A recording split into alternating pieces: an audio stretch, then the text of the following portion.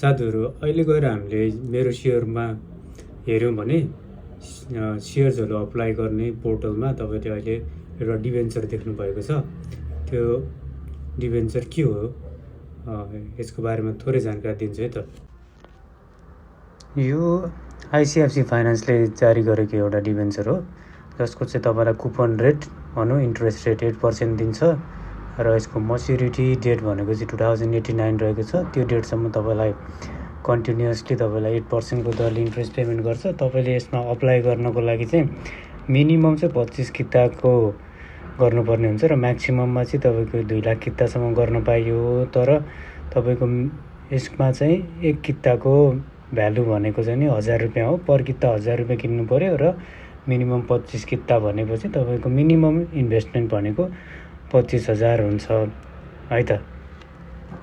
डिभेन्चरको बारेमा पुरा बुझ्न मन छ भने मैले डिभेन्चरको एउटा फुल भिडियो बनाएको छु। त्यसमा तपाईँहरूलाई कन्सेप्ट सबै क्लियर हुन्छ। इन्भेस्ट गर्ने या नगर्ने त्यसको योजना बनाउन सजिलो हुन्छ। गएर चेक गर्नु होला।